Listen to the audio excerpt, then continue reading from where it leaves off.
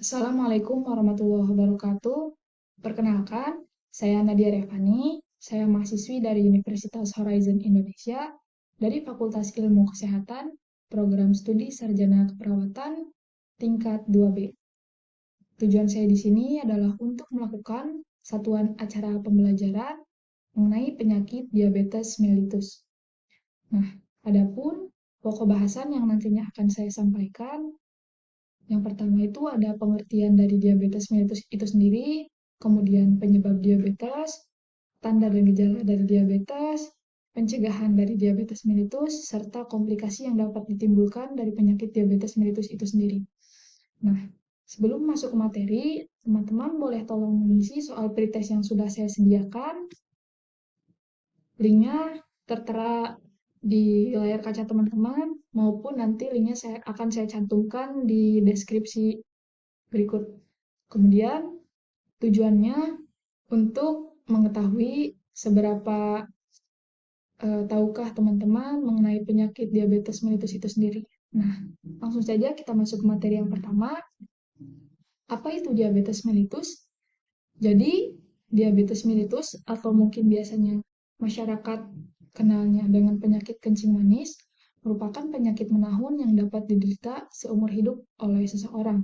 Itu menurut Sihotang 2017. Sedangkan menurut Saputri, diabetes mellitus disebabkan oleh gangguan metabolisme yang terjadi pada organ pankreas, yang ditandai dengan peningkatan gula darah atau sering disebut dengan kondisi hiperglikemia, yang disebabkan karena menurunnya jumlah insulin dari pankreas.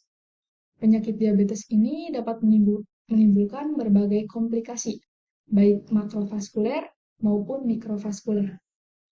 Penyakit diabetes dapat mengakibatkan gangguan kardiovaskuler, di mana merupakan penyakit yang terbilang cukup serius jika tidak secepatnya diberikan penanganan, sehingga mampu meningkatkan penyakit hipertensi dan infark jantung. Adapun penyebab dari diabetes mellitus ini sendiri menurut Nina karena ada beberapa faktor. Yang pertama, karena riwayat keturunan atau genetik.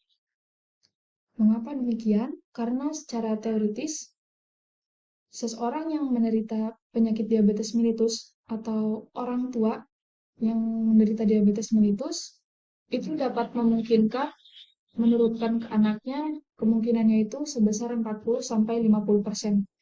Kemudian yang kedua itu ada usia. Karena menurut Friedman, usia merupakan salah satu faktor yang penting dalam proses terjadinya suatu penyakit. Karena seiring berjalannya usia juga atau seiring dengan bertambahnya usia juga, faktor kesensitivitas insulin dapat menurun. Yang ketiga, ada perilaku atau gaya hidup. Perilaku atau gaya hidup yang dimaksud adalah kebiasaan merokok, kemudian kebiasaan makan makanan yang mengandung gula berlebih, serta aktivitas fisik. Yang terakhir ada kurang gerak. Karena olahraga yang teratur dapat meningkatkan kualitas pembuluh darah dan memperbaiki metabolisme dalam tubuh termasuk meningkatkan kepekaan insulin dan memperbaiki risiko diabetes mellitus. Nah, selanjutnya di sini ada tanda dan gejala dari diabetes mellitus itu sendiri.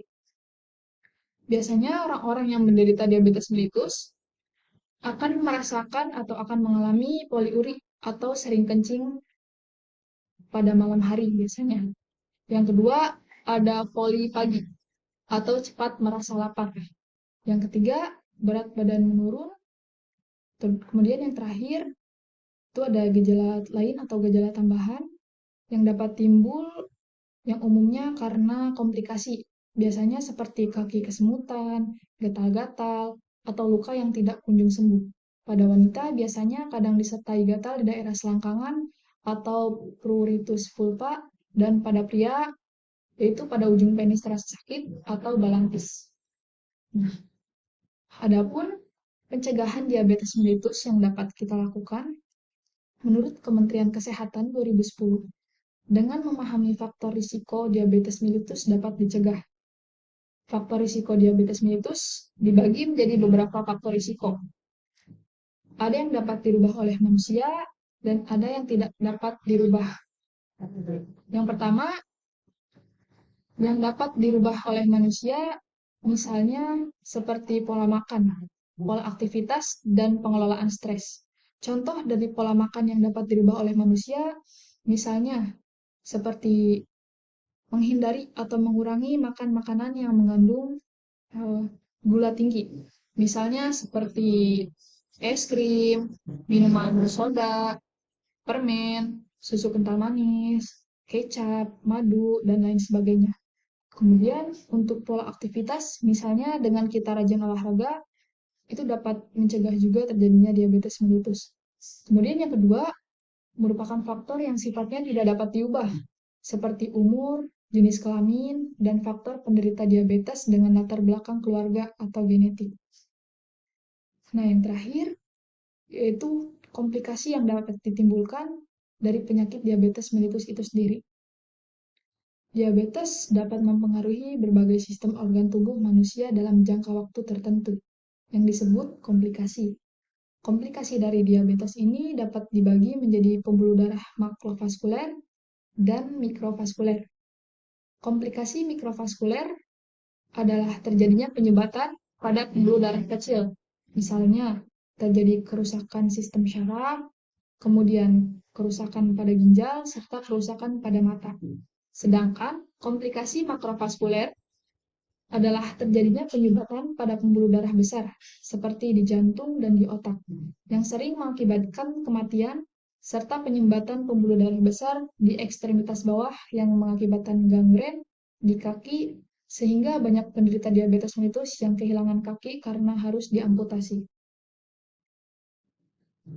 Nah, teman-teman, jadi kesimpulannya, diabetes mellitus adalah penyakit yang disebabkan oleh gangguan metabolisme yang terjadi pada organ pankreas, yang ditandai dengan peningkatan gula darah. Penyebab dari diabetes mellitus diantaranya adalah karena keturunan atau genetik, kemudian usia, perilaku, gaya hidup, dan kurang gerak.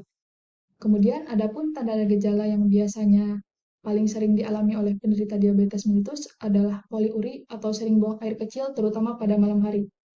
Diabetes mellitus dapat dicegah dengan cara menghindari faktor risikonya, yaitu seperti mengurangi makan makanan yang mengandung tinggi gula, rajin berolahraga, dan kelola stres.